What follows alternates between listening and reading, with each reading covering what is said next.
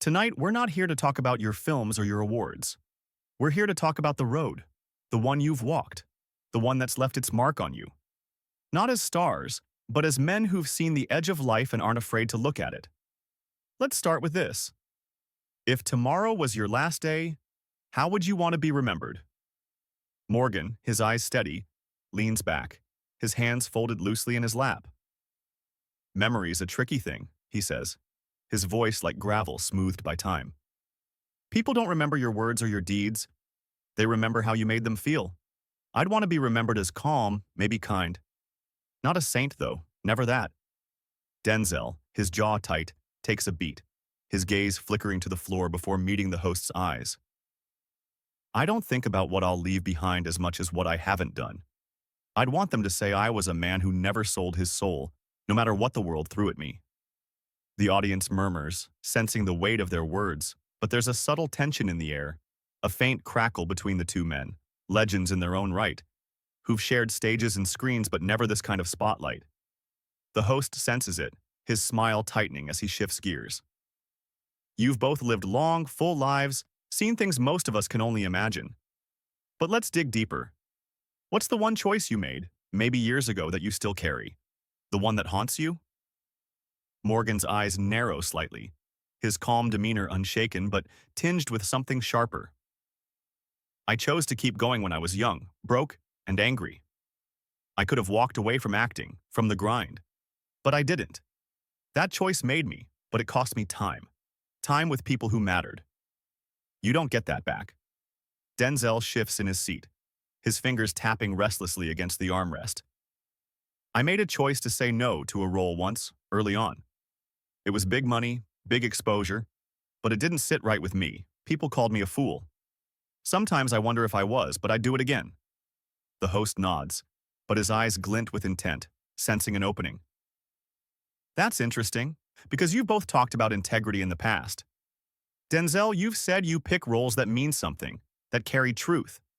Morgan, you've said you take what comes, let the story speak for itself. Is there ever a moment where you looked at each other's choices, maybe a role, maybe a path, and thought, he got it wrong? The question lands like a spark in dry grass. Morgan's smile fades, his gaze locking onto Denzel's, who stiffens, his shoulders squaring. I don't judge another man's choices, Morgan says, but his tone carries an edge, like he's holding something back. We all walk our own roads. But yeah, I've seen roles, some of Denzel's even, and thought they were safe. Too safe. Like he was holding back from the real dirt of life. Denzel's eyes flash, his voice low but cutting. Safe? That's rich coming from you, Morgan. You take roles that float above it all, like you're narrating someone else's pain instead of living it. I've bled for mine. When's the last time you did? The studio goes quiet, the audience holding its breath. The host leans back, letting the tension simmer, knowing he's struck a nerve. Morgan's jaw tightens, but he doesn't break eye contact. You think I haven't bled? You don't know what I carry, Denzel. You don't know the half of it. The air feels heavier now, the unspoken history between them. Decades in the same industry, competing for the same roles, navigating the same prejudices, starting to surface. The host, sensing the moment could spiral, shifts again. Let's talk faith then. You're both men of faith, but not the Sunday sermon kind. What does faith mean when you're staring down loss?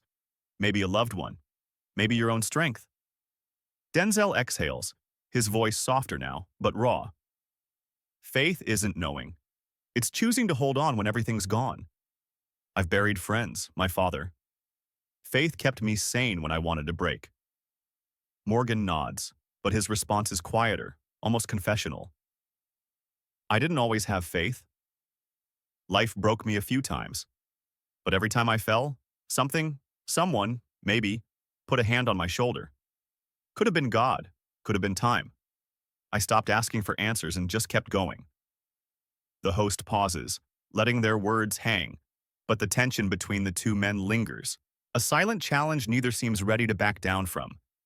Something's coming, something bigger, and the audience can feel it, like a storm gathering just out of sight. The studio lights seem to dim, though they haven't, as the host leans forward, his voice dropping to a near whisper, slicing through the charged silence left by Denzel Washington and Morgan Freeman's earlier clash. The audience, still reeling from the sharp exchange, senses the interview teetering on the edge of something unscripted, something that could unravel the polished facades of these two titans. The host, with a practiced calm that barely masks his hunger for raw truth, pivots to a question that feels like a blade slipped between ribs. You're both men of faith, as you've said, but not the kind that's confined to a pew. What does faith mean when it's not in a church but in a hospital room, in the ache of losing someone you love, or in the quiet of growing old alone? Denzel's eyes, still smoldering from Morgan's jab about playing it safe, soften for a moment, his fingers loosening their grip on the armrest. Faith isn't about certainty, he says, his voice low but steady, carrying the weight of someone who's stared into the void. It's a choice to keep going when you've got nothing left. I've buried friends. Too many. I buried my father. There were nights I sat in the dark wondering why I was still here. Faith was what kept me from breaking, from letting the world win. Morgan, his posture still relaxed but his eyes sharp, nods almost imperceptibly, as if acknowledging a shared wound. I didn't always have faith, he admits, his voice quieter now, almost fragile, like he's peeling back a layer he's kept hidden for years. Life broke me more than once. I've sat in those hospital rooms, watched machines beep out the last moments of someone I loved. Each time I fell hard. But every time, something pulled me back. A hand on my shoulder, maybe a stranger's kindness, maybe time itself. I don't know if it was God or just the stubbornness to keep breathing. Faith, for me, came when I stopped demanding answers. The audience is silent, hanging on their words, but the tension between the two men lingers, a taut wire ready to snap. The host, sensing the moment's weight, pushes further, his tone gentle but relentless. That's powerful. But let's go deeper. Forgiveness. You've both lived long enough to be hurt, betrayed, maybe even by people you trusted most. How do you forgive them? And harder still, how do you forgive yourselves? Morgan exhales, his fingers tracing the edge of his couch, a rare flicker of vulnerability crossing his face. Forgiveness is a lesson time teaches you, he says, his voice steady but tinged with regret. I used to carry grudges like they were armor, but they're just weight. I learned to forgive when I realized time isn't infinite. You can't carry that baggage forever. I forgave a friend once who turned his back on me when I needed him most. It wasn't for him, it was for me to let go. Forgiving myself? That's harder. I've missed moments, birthdays, quiet nights with family, because I was chasing something bigger. I'm still working on that. Denzel's gaze shifts, his jaw tightening as he listens, and when he speaks, his voice is raw, edged with a bitterness he can't quite hide. Forgiving others is one thing. I've done it. People who lied, who used me, who thought I'd bend. But forgiving myself? That's the fight. I've missed moments too, Morgan. Times I wasn't there for my kids, my wife, because I was on a set, proving something to the world. I've stood in front of mirrors and hated the man looking back, knowing I could have been better. You learn to live with it, not because you want to, but because you have to. The host nods, but his eyes dart between them, catching the unspoken friction. Two men who've walked parallel paths but now stand at odds, their differences laid bare. He leans in, his voice dropping again, stoking the fire. You've both talked about carrying regrets, but let's talk about the industry you've built your lives in. Hollywood's a machine, and you've both navigated it differently. Denzel, you've been vocal about turning down roles that didn't align with your values. Morgan, you've said you take what resonates, let the work speak. Has there ever been a moment where you looked at the other's career and thought, not just, he got it wrong, but he compromised? The question is a match tossed into gasoline. Morgan's eyes harden, his calm cracking just enough to show the steel beneath. I don't think Denzel's compromised, he says, his voice measured, but cold. But I've seen him pass on stories that could have shaken people, stories that weren't pretty but were true. You talk about bleeding for your roles, Denzel, but sometimes I think you're afraid to get too close to the mess of it all, the parts of life that don't resolve neatly. Denzel's face tightens, his hands clenching into fists for a split second before he forces them open. "Don't talk to me about being afraid, Morgan," he snaps, his voice low but venomous. "You take those roles, the ones that let you glide above the pain, narrating it like you're untouchable. I've been in the dirt, man. I've played men who were broken, who didn't get redemption. You think I'm scared of the mess? I live in it. What about you? When's the last time you let yourself be vulnerable, not just wise?" The audience gasps softly, the air thick with the weight of their words. Morgan leans forward now, his voice dropping to a near growl.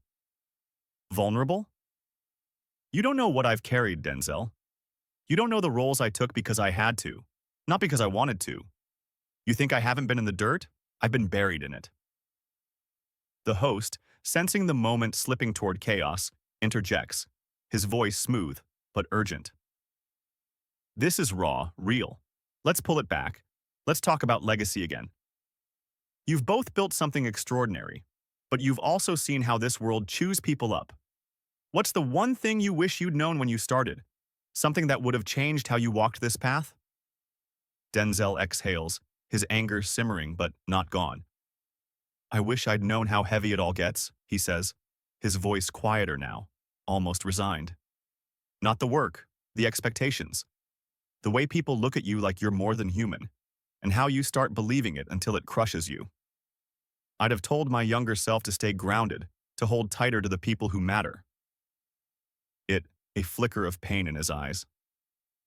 "I wish I'd known how short time is," he says, his voice steady but laced with something heavy.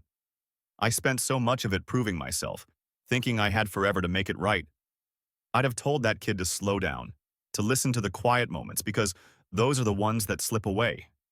The studio is silent, the audience caught in the gravity of their words, but the rift between Denzel and Morgan feels like a living thing now, pulsing with unspoken history.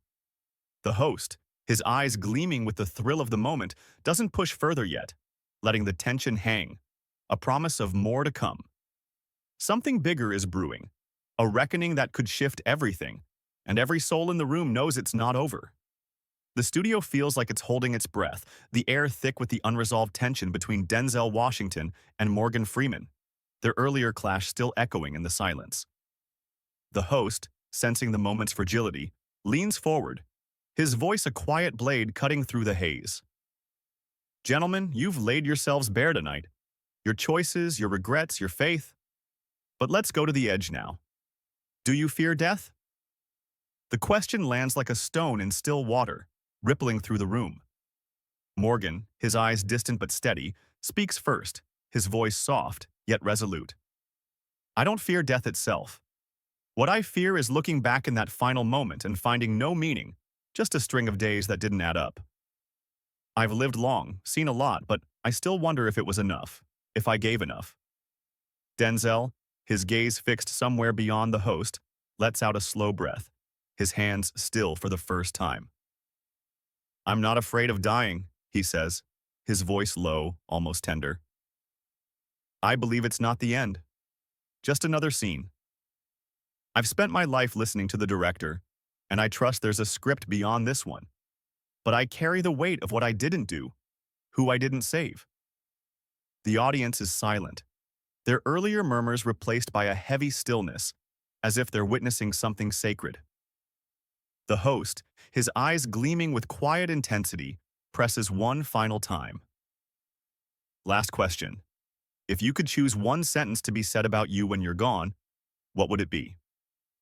Morgan leans back, his face softening, a faint smile touching his lips. He wasn't perfect, but he never gave up. Denzel, after a long pause, his eyes meeting Morgan's for the first time without fire, says, "He stayed true, even when the world tried to pull him apart." The host nods, his voice barely above a whisper. "Thank you, gentlemen."